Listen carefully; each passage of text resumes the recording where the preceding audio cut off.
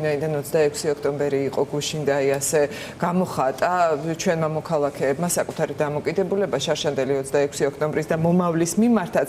სად ვიყავით თუნდაც შარშან 26 ოქტომბერს და სად ვართ ახლა? სად არის ახლა რეჟიმი? მადლობა მოწვევისთვის.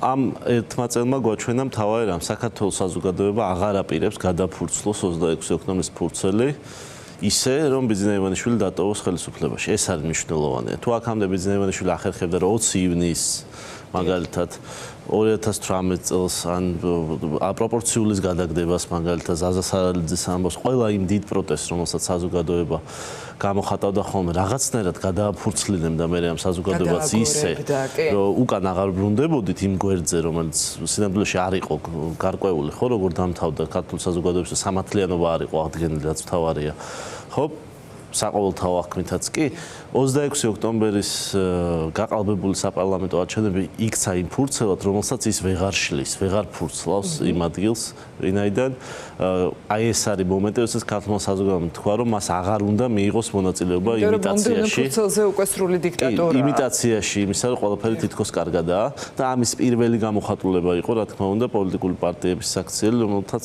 უარი თქვეს გაყალბებული შედეგების აღიარებაზე და ამან მოიტანა იმ ლეგიტიმაციის დელეგიტიმაციის თელი ტალღა რომელიც აგორდა ევროპაში არასდროს არ ყოფილა არასდროს არ ყოფილა განმავლობაში ერთი წელი გავიდა ისე რომ მარტო საქართველოს კი საერთოდ არ ყოფილა ესეთი რამე ძალიან დიდი ხანია რეგიონული თვალსაზრისითაც მე მგონი ძალიან მნიშვნელოვანი ეს არის მნიშვნელოვანი რომ აი ერთი წლის თავს ეს ქართულმა ხალხმა გუშინ აჩვენა რომ ის მზადას ყველანაირი რეპრესიის მიუხედავად, ყველანაირი შეზღუდვების მიუხედავად, ყველანაირი აკრძალვების მიუხედავად დადგეს ერთად და გააგებინოს ბიძინა ივანიშვილს სანამ ის იქნება ხელისუფლებაში, პროტესტი არ გაჩერდება და ნორმალური ცხოვრება ამ ქვეყანას არ ეღირსება, ვინაიდან მან წაართვა ქართულ ადამიანს მთავარი არჩევანის გაკეთების უფლება და ახლა ამ არჩევანის გაკეთების უფლებას უნდა დაუმატოს ის, რომ საერთოდ ის ხალხიც აკრძალოს, ვიზზე შეიძლება გაჩერდეს ქართული ხალხის არჩევანიც, ხო? ან სინამდვილეში ეს არაფერს არ მოიტანს, ვინაიდან ჩვენ ნანახი გვაქვს როგორ მოუგიათ არაფორმალებს აკრძალულ ხალხს იმ ხალხის წინააღმდეგ ვინც ისინი აკრძალა ჩვენ ეს ნანახი გვაქვს საქართველოში სადაც ეროვნულმა მოძრაობამ დაამარცხა კომუნისტური რეჟიმი და მაშინ როდესაც ის იყო ფაქტობრივად აკრძალული მთელი წლების მანძილზე და მას არაფორმალებს პირდაპირ ეძახდნენ მათ ლიდერებს ვიად გამსახურდეს მენამ კოსტავას და ყველას ჩვენ გვაქვს ნანახი ჩეხეთში სადაც ვაცლავ ჰაველი და მთელი მისი მოძრაობა იყო აკრძალული პირადად მას მიუხედავად იმისა რომ მე-20 საუკუნის ყველაზე დიდი ერთ-ერთი დრამატურგი არის აუგზავნეს არათუ თეატრში მუშაობა, სადაც ყველანაირად პროფესიით დასაქმებაც კიდევ იძულებული იყო, რომ ქარხანაში ემუშავა ლუდის, ხო, გადამტანი იყო სხვა ნივთების და ზუსტად ესე იყო პოლონეთში, სადაც ლეხ ვალენსას სოლიდარობამ დაამარცხა ის ძალა რომელიც აკრძალა პოლიტიკური ძალები პოლონეთში ისიც კომუნისტური პარტია იყო ანუ ჩვენ ვიცით რა არის ამის დამარცხების რეცეპტი ამის დამარცხების რეცეპტი არის ქართველი ხალხი მთლიანად ბიძინა ივანიშვილის წინააღმდეგ ამ ქართველ ხალხის ნაწილი იქნება როგორც პოლიტიკური პარტიები რომელსაც აკრძალავენ ან არ აკრძალავენ ისევე როგორც არასამთავრობო ორგანიზაციები რომელსაც გზალავენ და უზღუდავენ შესაძლებლობას მედია რომელსაც გზალავენ და უზღუდავენ შესაძლებლობას და რაც თავია ქართველი ერთი კონკრეტული ადამიანი რომელსაც ეკზალება დღეს როგორც ხმის მიცემა ვინაიდან მას აღარავინ დარჩა ხმის მისაცემი ქართული ოცნებისგან და ეგზალება ამ აქედან გამომდინარე არჩევანის გაკეთება, ეგზალება ქუჩაში გამოსვლა საკუთარი არჩევანის დასაცავად, ეგზალება ისეთ სასწავლებელში სწავლა, რომელიც ევროპაში იქნება მისაღები, ამერიკაში იქნება მისაღები, დემოკრატიულ ქვეყანაში იქნება მისაღები, ფაქტობრივად ეგზალება ყველაფერი, რაც ბიძინა ივანიშვილს გაეხარდება და ესე ჩვენ ვერ ვიცხოვრებთ, არ ვიცხოვრებთ და არა ადამიან ბიძინა ივანიშვილს არ გადავაყოლებთ ქართულ სახელმწიფოს, ქართულ კულტურას, ამიტომ ჩვენ ვიცით რა არის გამარჯვების რეცეპტი. გამარჯვების რეცეპტი გრძელი ხანგრძლივი ბრძოლა ერთიანად. ქართველი ხალხი იქნება ბიძინა ივანიშვილის წინააღმდეგ და გაიმარჯვებს. ხო, კი, ბიძინა ივანიშვილს აქვს ეს ერთადერთი შეთავაზება, ერთი ოფცია აქვს, ასე ვთქვათ, საქართველოს მოქალაქეებისთვის ან ცხოვრობთ იმ წესებით, ემორჩილებით იმ წესებს, რომელსაც მე ვადგენ ერთი ადამიანი ამ ქვეყანაში, ან წადით ამ ქვეყნიდან, წადით გაიქეცით, ან ჩაჯექით ციხეში, კი ბატონო, აი ეს ალტერნატივა ეს არის, რასაც ერთი ღვთის სული აქვს, რომ ადამიანები წავიდნენ საზაშათრეში ყოველთვის მის პირით ლაპარაკობს და ეს გამოსჭვივის მისგან, იმიტომ სინამდვილეში მან იცის, რომ იმდენი ათეული და ასეული ათასის ადამიანის დაჭერა მას არ შეუძლია, ვინც მის წინააღმდეგ სინამდვილე არის დღეს ის, რომ ქართული ოცნების წევრებსაც კი გაეხარდებათ ბიძინა ივანიშვილის ცუდი ამბავი. გაეხარდებათ დღეს, რომ ბიძინა ივანიშვილი გამოცხადდეს, რომ აღარ იქნება ხელისუფლებაში. ასე ვფიქრობ, კი დაწმუნებული ვარ. იმიტომ სინამდვილეში რაც ჩვენ წინაკვირაში ვნახეთ, თუმცა ადამიანმა საკუთარი შვილობილი, რომელიც თელმა ქვეყანა, მათ შორის განსაკუთრებით ქართული ოცნების წევრებმა იცოდნენ, რომ იყო მისი შვილობილი, მისი დობით აღჭურვილი, რომელსაც სინამდვილეში ვაღიარებთ, არასდროს უღალატია მისთვის. ბიძინა ივანიშვილისთვის ირაკლი ღარიბაშვილს არ უღალატია. არაფერი არ დაუშავებია, რაც პოლიტიკურად და რაც ადამიანურად. ის აკეთებდა ფულს, ახალს მისი მორჩილი. ის აკეთებდა ფულს, ვინაიდან ფულის კეთება უფლება მან მისცა ზუსტად ბიძინა ივანიშვილმა. არ ეკეთებინა, არც იქნებოდა პრემიერი, არც პირველად, არც მეორედ, არც ტელევიზორში აქვს თვითონ ნათქვამი ბიძინა ივანიშვილს და ყველას და მთელ ქართულ ოცნებას ეს ესმოდა როგორც მწვანე შუქი და ეს ასეც იყო, ხო? ეხლა მე თუ ვიცოდი, თქვენ თუ ვიცოდეთ, თუ ჟურნალისტებმა იცოდნენ და თუ სტატიები იბეჭდებოდა იმაზე, როგორი საათი უკეთია, ეს ხო ბიძინა ივანიშვილიც იცოდა. პრობლემა, რომ ის ფულს აკეთებდა. ფულის კეთება შეიძლება ქართულ ოცნებაში პრობლემა არ არის, იმიტომ ეს ფულის კეთების ორგანიზაციაც არის, გარდა იმისა, რომ კოლაბორაციონისტული ორგანიზაცია, ხო?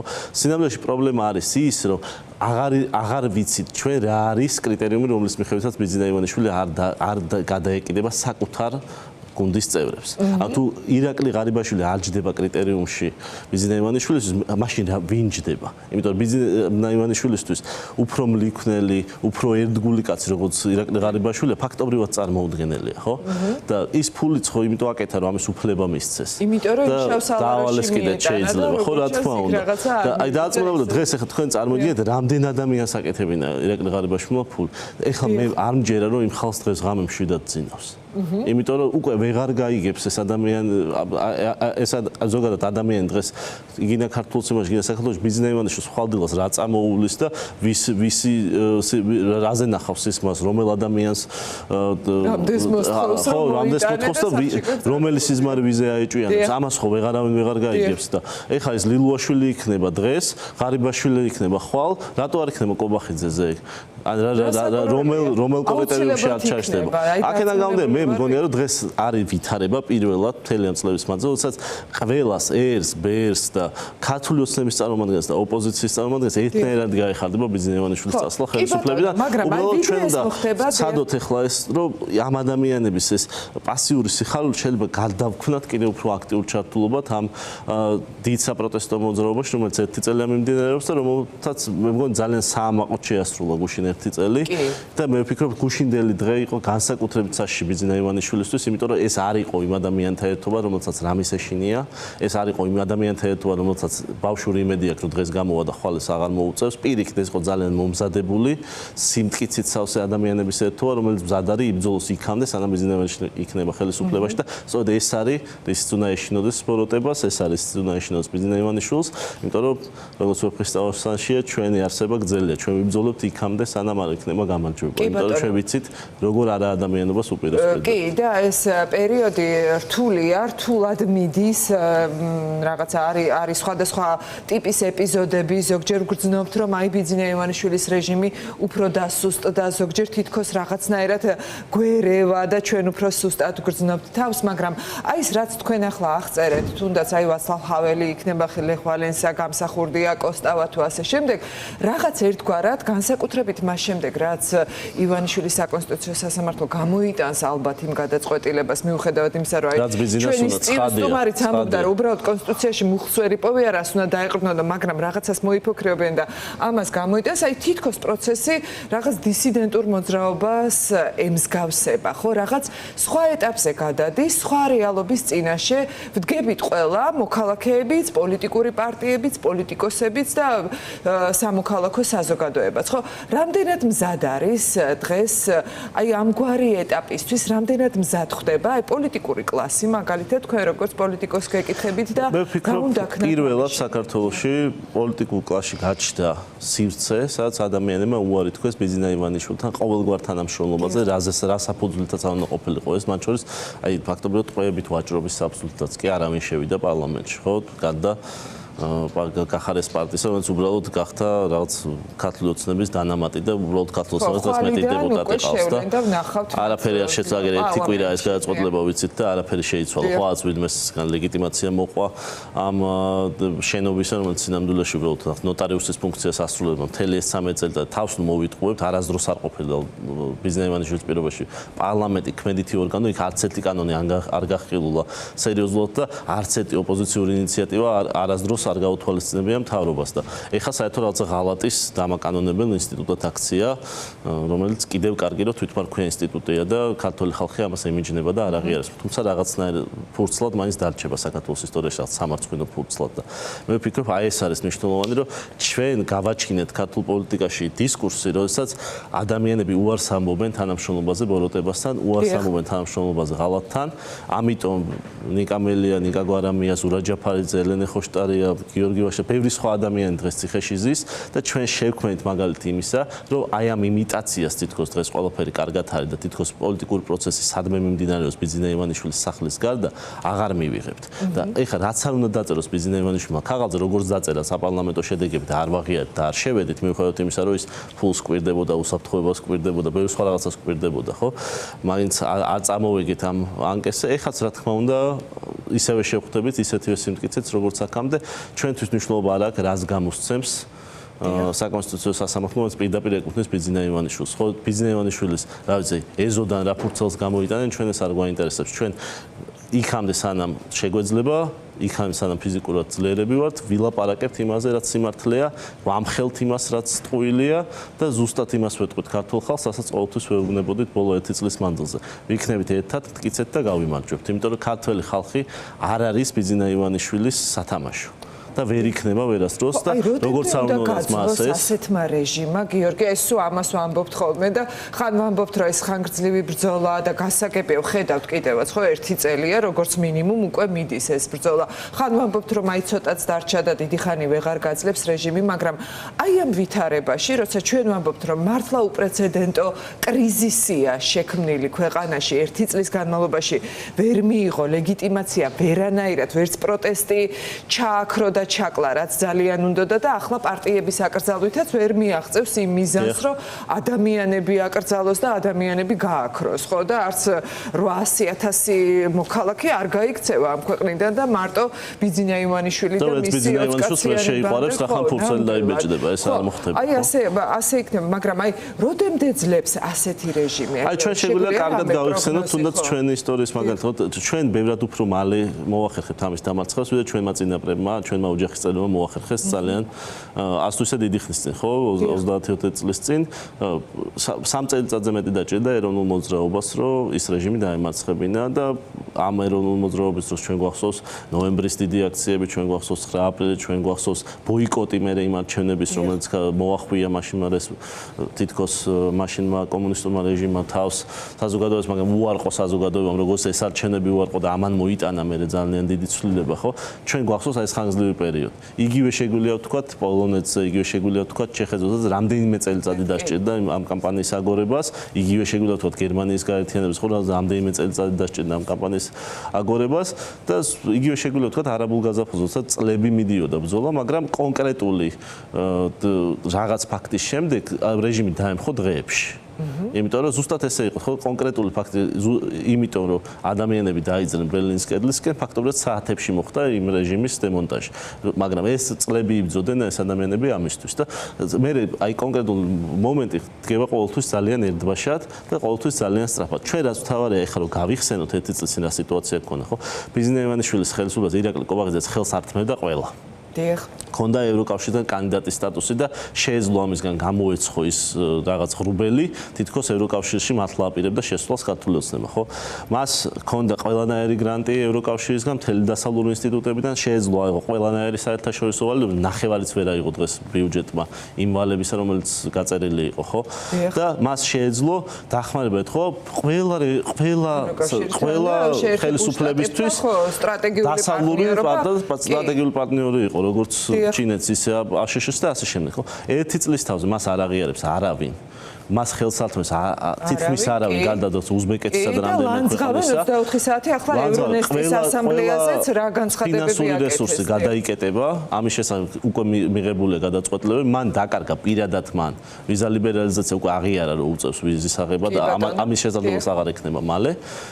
მას არ აქვს არანაირი ლეგიტიმაცია არც ქართველი ხალხისგან, არც ქვეყნის გარედან. ჩვენ ვიცით, რომ ის თანხა, რომელიც აკუმულირებას ჯერ კიდე ახერხებს ქართველოსმა, სულ მალე შემცირდება და ამიტომ არის ბიზნეს ივანიშვილი გავეშებული და ამიტომ ცდილობს, რომ საკუთარი გუნდიდან ამოიღოს ეს ფული, რომ ეშინია იმ სანქციებს ხვალინდელი დღეს, როდესაც ქვეყნის გარედან მას ფულის აკუმულირება აღარ შეიძლება და არც საქართველოს იმ სარეცხ მანქანას ქცევა შეიძლება, რომელთაც აქცია რუსეთთან ომის გამო და დასავლეთთან ამაზეც რა თქმა უნდა რეაგირებას გამოიწვევს და რასთავარია ქვეყანას, რომელსაც შეუძლია თავს მიცეს უფლება დააკავოს თუნდაც რა ვიცი ვაჟა გაფრინდაშვილი იმას დიდი ხნის სისტემას დიდი ხნის გაძლების არანაირი შესაძლებლობა არ აქვს იმიტომ სინამდვილეში ჩვენ ვიცით რა ადამიანებს იჭერს ხო დღეს ხელისუფლება ხო აი მაგალითად ვაჟა გაფრინდაშვილი როდესაც იყო სამკურნალოდ გადასული საოკუპაციო ზოლს მიღმა და საოკუპაციო რეჟიმმა ის დაიჭირა მთელი საქართველო იდგა მის უკან და თუ გახსოვთ ერთ-ერთი ვინც მისი განწყობა გაბედა ქართულოცნების დეპუტატი იყო სინამდვილეში იმ ადამიანმა გულუბრყვილოდ დაწერა უბრალოდ ის, რასაც ქართულოცნების რიგებში ისმენდა. და მაშინ მათ მოუწიათ მისი დაგმობა და სინამდვილეში დღეს ხო იმავეს ამბობენ. ვაჟა გაფრინდაშვილი არ შეცვლა, იგივე ადამიანია, როგორც იყო მაშინ და ჩემთვისაც პირადად ორი ოპერაცია გაკეთდა. ძალიან მაგარი ადამიანია და რა ვიცი, ძალიან ბევრი ადამიანი ყავს ფეხზე დაყენებული და მართლა ისეთი ექიმია, რომ ეგეთი თითქმის არ ყავს დღეს საქართველოში და ყოველი დღე, როდესაც ის დაკავებულია, ძალიან ბევრ ადამიანს ხო რაღაც კონკრეტული საფრთხის წინაშე აყენებს, იმიტომ რომ მას ვერ დაეხმარება. და რეჟიმს, როდესაც აი ესეთი ადამიანების დაჭერაც უწევს, ესე იგი მას აღარ აქვს უბრალოდ რესურსი და დიდხანს გაწევს. თავარია ჩვენ ვიდგეთ კიცეთ, მესმის რომ ერთი წელი გავიდა დაღლილები ვართ, კი ძალიან დაღლილები ვართ. მაგრამ რაც თავარია რეჟიმი აი ესეთ დაღლილებსაც კი, ესეთ ურესურსოებსაც კი ვერ გვერევა. ეს ნიშნავს, რომ ჩვენ სინამდვილეში ბევრად უფრო ძლიერები ვართ, ვიდრე წარმოგვიდგენიათ. დღეს არის მომენტი, როდესაც როგორც ჯორჯ ვაშინგტონი ამბობდა, როდესაც ბრძოლაში ორივე მხარეს გონია, რომ რაღაცნაირად შეიძლება მარცხდება, მაგრამ სინამდვილეში ვინც გააგრძელებს ბრძოლას იმავე შემართებით, ის მოიგებს და ეს აუცილებლად ჩვენ ვიქნებით, იმიტომ რომ ჩვენ სხვა ქვეყანა არ გვაქვს. ბიზნეს ივანიშვილი სხვა ფულს იშოვის, ამ ფულს თუ დაკარგავს, იმიტომ ეგეთი ადამიანები აშკარად გამოსდის და ამიტომ უფრო მარტივად შეელევა ამას და ჩვენ ამ ქვეყნის იქეთ საუნჯე არ გაგვაჩნია და ამიტომ არ დავკარგავთ ამას, ამიტომ ბოლომდე ვიბრძოლებთ და დაწუნებული ვარ რომ დავამარცხებთ ამ ბოროტებას, იმიტომ რომ ეს ადამიანი არ არის საკუთარი შვილობილი რომ დააჭერინა კაცმა და ნასეთკად აქცია ხალხო, აი ცუდად ვამბობ, მაგრამ აი ეს გამოიყვანა ხო ტელევიზორში და ის ადამიანი არ არის და ამ ქვეყანას ის არ უყვარს და არ მეიღებს. და თან სულს რო გამოაცხადებინა, აი მართლა როგორც უყვარს სულში ჩააფურთხა საჯაროდ. და მისი რეპუტაციაც და მისი ღირსებაც და აი აბსოლუტურად ყველაფერი, თუნდაც იმ წრეში, სადაც მას პატივს სცემდნენ და მას ყავდა ხო ადამიანები, ვინც ირაკლი ღარიბაშვილის მომხრეებიც იყვნენ იმ ქართულ ოცნებაში და აი მოგუდა რეპუტაციულად და როგორც ამბობს ხოლმე გააფარჩაკა ნამდვილად და ეს მართლა არის ძალიან მნიშვნელოვანი სიმპტომი და ალბათ სიგნალიც თავად ქართული ოცნების მომხრეების. არავის დღეს აღარ აწყობს ბიზნეს ივანიშვილის დარჩენა ხელისუფლებაში. მათ შორის არც იმ ოჯახებს, ვისი წევრების დღეს გნებავთ პარლამენტში შედან და გნებავთ, იმიტომ რომ რომელს მოუბრუნდება ხოლ არავინ არ იცის. ამიტომ ქართული პროტესტი ყველას მიიღებს, ჩვენ ყველანი ქართველები ვართ და მოვიშოროთ ეს არა ადამიანი, ძალიან ცოტა გვაკლია მის მოსაშორებლად. კი ბატონო, დიდი მადლობა გიორგი და მოვიკითხოთ ყველამ კიდევ ერთხელ რეჟიმის პატიმრები, აქტივისტები, პოლიტიკური პატიმრები და ყველას მალე უსურვოთ თავისუფლება.